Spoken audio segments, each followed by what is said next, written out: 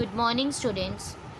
This is the third part of basic concepts of economics, and in this video we are going to learn more concepts related to economics. First one is value. The word value is used in two senses. हमने economics में value को दो senses पे divide किया है. First one is value in use. It means want satisfying capacity और usefulness of that commodity. उस commodity की कितनी कैपेसिटी आपकी वांट्स को सेटिस्फाई करने के लिए, उसको बोला जाता है value in use. Second one is value in exchange. It means value in terms of other commodities. For example 1 kg of sugar can be exchanged for 2 kg of wheat. यहाँ पे आप शुगर को वीट से exchange कर रहे हो, मतलब एक कॉमोडिटी को दूसरे कॉमोडिटीज़ के टर्म्स में मेजर कर रहे हो. उसको क्या बोलते हैं हम? Value in exchange. Next concept is price. It is the value expressed in terms of money. For example, 1 pen can be bought for ₹10.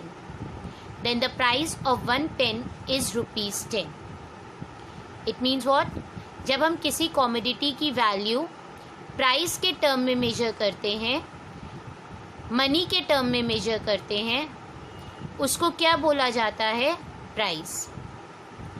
यहाँ पे एग्जाम्पल दिया, एक पेन आप 10 रुपीज़ का परचेज कर सकते हो. इट मीन्स उस पेन का प्राइस क्या है? 10 रुपीज़. तो जब आप किसी भी कॉमोडिटी की वैल्यू मनी के टर्म्स में मेजर कर रहे हो, वो उसका क्या बोला जाता है? Price. Next is wealth. Wealth measures the value of all the assets of worth owned by a person, community, company और country. In other words, wealth is an accumulation of valuable economic resources that can be measured in terms of either real goods or money value. Wealth क्या है? वो सारे assets जिनकी money value हो, वो सारे goods जिसको मनी के टर्म्स में आप मेजर कर रहे हो और आपको सेल करने के बाद आपको उससे पैसा मिले. You will get the money. That we call it as wealth. Characteristics of wealth. It must possess utility. It must have the power to satisfy a want. It means what? इन्होंने क्या कहा? Wealth वो चीज़ है जिस object को पास पार हो आपकी wants की सेटिस्फाई करने के लिए, उसी को हम क्या कहेंगे? Wealth. Second one is it must be limited in supply. Wealth वही ऑब्जेक्ट होगा जिसकी सप्लाई लिमिटेड है. जो अनलिमिटेड सप्लाई में अवेलेबल होता है वो चीज़ वेल्थ नहीं होती. Third one, wealth should be transferable. It means what बेटा? हम इसको एक पर्सन से दूसरे पर्सन पे उसकी ओनरशिप ट्रांसफ़र कर पाए. That is wealth should be transferable. Fourth one, it must have money value. Wealth वो है जिसकी मनी वैल्यू हो. Money value in the sense जिसको मनी के टर्म्स में मेजर कर सको, उसी ऑब्जेक्ट को हम वेल्थ कहेंगे. Last one is it may be external. Wealth external भी हो सकती है. For example the goodwill of the company, that is the external wealth of the company. Is that clear? Welfare. Welfare means wellbeing of a person और a society. Welfare का मतलब क्या होता है? Wellbeing of a person. ठीक है. और welfare हमने दो पार्ट्स में डिवाइड किया है, economic welfare and non economic welfare. Economic welfare means that part of the welfare जिसको हम मनी के टर्म्स में मेजर कर पा रहे हैं. मतलब जो सेटिस्फैक्शन, जो वेलबींग आपको मनी स्पेंड करने के बाद मिली है, उसको बोलते हैं economic welfare. Non-economic welfare, it shows that part of human welfare which cannot be measured in terms of money. जो आप मनी के टर्म्स में मेजर नहीं कर पाते हो, उसको बोलते हैं non economic welfare. Next is production. Production is the method of turning raw material और इनपुट्स इनटू फिनिश्ड गुड्स और products in a manufacturing process. Production क्या है? एक मेथड है जिसपे हम रॉ मटेरियल को फिनिश गुड्स में चेंज कर रहे हैं। इन other words, it means the creation of something from basic inputs. आप बेसिक इनपुट्स यूज करके कोई नई चीज क्रिएट कर रहे हो। Production also means creation of utility. Production का और मतलब क्या होता है, यहाँ पे आप यूटिलिटी क्रिएट कर रहे हो। फॉर एग्जाम्पल, अगर एक लॉग ऑफ वुड है, वो एक रॉ मटेरियल है, उससे आपने जब चेयर बनाई है तो चेयर की यूटिलिटी आपके लिए ज़्यादा होगी as compared to log of wood. तो it means that production creates utility. Next is consumption, the process in which the substance of a thing is completely destroyed, used up, or incorporated, or transformed into something else. Consumption of goods and services is the amount of them used in a particular time period. Consumption क्या होती है? जब हम किसी चीज़ को use करते हैं उसको बोलते हैं हम कंजम्पशन। ठीक है, जब हम गुड्स को यूज़ कर रहे हैं तो वो गुड्स ख़त्म हो रहे हैं ना, तो हमने क्या लिखा, the thing that is completely destroyed, मतलब वो थिंग ख़त्म हो रही है।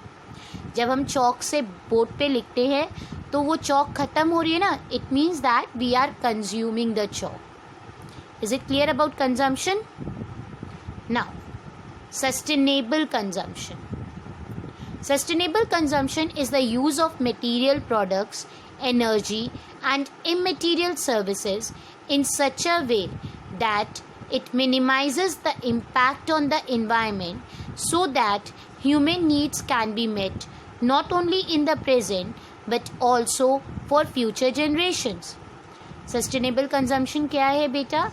Sustainable consumption means आप किसी भी कॉमोडिटी को उस तरीके से यूज़ करो कि वो प्रेजेंट ह्यूमन नीड्स को पूरा कर पाए, उसके साथ साथ वो फ्यूचर जनरेशन के लिए भी बचे। That we call it as sustainable consumption. Next is factors of production.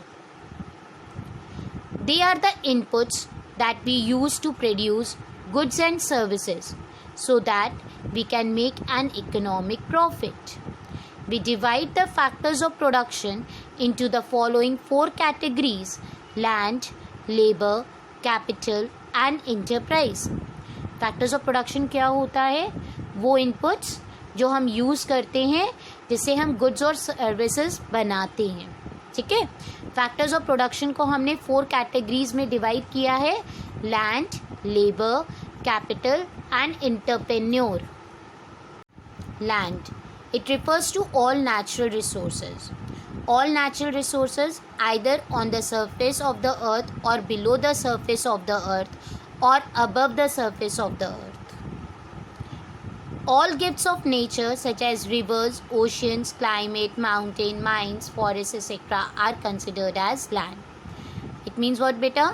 जितने भी natural resources हैं, चाहे वो अर्थ के ऊपर, चाहे वो अर्थ के नीचे या सरफेस ऑफ द अर्थ, अर्थ की सरफेस पे, हम उसको क्या कंसिडर करते हैं? Land. Next, labour. All human effort that assist in production is labor. This effort can be mental or physical. जितने भी ह्यूमन एफर्ट्स होते हैं जो प्रोडक्शन में हेल्प करते हैं उसको क्या कहा जाता है? लेबर. ठीक है, अब वो ह्यूमन एफर्ट मेंटली भी हो सकते हैं और फिजिकली भी. इकोनॉमिक्स में लेबर का एक वाइडर टर्म है. हमने लेबर सिर्फ उसी को सुना है जो रोड्स बनाते हैं, जो घर बनाते हैं, जो वेजेस लेते हैं, मतलब जो फिज़िकल वर्क करते हैं वो लेबर होता है. पर इकोनॉमिक्स में जो मेंटल वर्क भी कर रहा है उस प्रोडक्शन करने के लिए, उसको क्या कंसिडर करते हैं? Labour. Next, capital. Capital refers to all man made resources used in the production process. It is a produced factor of production. It includes factories, machinery, tools, equipments, raw material, wealth, etc. Capital क्या है बेटा?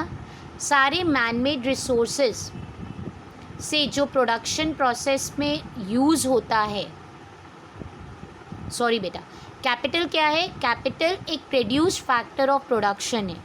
क्यों इसको produce factor of production बोला गया? क्योंकि capital एक man made resource है। हम जो सेविंग्स करते हैं उससे ही कैपिटल फॉर्म होती है। Is that clear? तो कैपिटल एक man made factor of production है। एग्जाम्पल कैपिटल का इन्होंने दिया factories, machinery, tools, equipments etcetera. Next, entrepreneur. An entrepreneur is a person who brings other factors of production in one place. He uses them for producing process.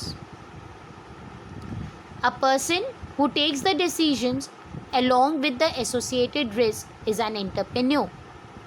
जो person सारे factors of production को एक साथ लेकर आता है, जो decisions लेता है, जो risk bear करता है, वो कौन होता है? Entrepreneur. Is that clear? Next, characteristics of factors of production means features क्या है factors of production के? First one, it may be differ in their relative importance, but they need to be used together in producing various commodities. उनके relative importance अलग अलग हो सकते हैं चारों factors of production के, but to produce the commodities हम उन all the four factors of production को एक साथ यूज़ करते हैं. Second is they are tangible resources. Factors of production कैसे होते हैं बेटा? tangible होते हैं. tangible मतलब which can be seen, which can be touched, which can be handled. Third one, it is the services of the factors rather than factors itself that contribute to production. मतलब जो factors of production है, land, labour, capital, entrepreneur, वो अपनी services render करती हैं, अपने आप को रेंडर नहीं करते प्रोडक्शन में. देखिए, okay, there services are rendered for production. Fourth one, the demand for factors of production is derived demand. For example, the amount of labor demanded in the production of furniture depends upon the demand for the furniture. इसका मतलब क्या हुआ बेटा? जो factors of production की demand होती है वो डिराइव डिमांड है, क्योंकि जब फर्नीचर की डिमांड होगी तभी फर्नीचर के लेबर की डिमांड होगी. उससे पहले हम फर्नीचर के लेबर को, मतलब जो लेबर फर्नीचर बनाता है, उसका डिमांड नहीं करेंगे. इट मीन्स फर्नीचर की डिमांड अराइज हुई जिसकी वजह से लेबर की डिमांड अराइज हुई. इसलिए हमने क्या कहा? फैक्टर्स ऑफ प्रोडक्शन की जो डिमांड होती है वो डिराइव डिमांड है. Is that clear? Thank you.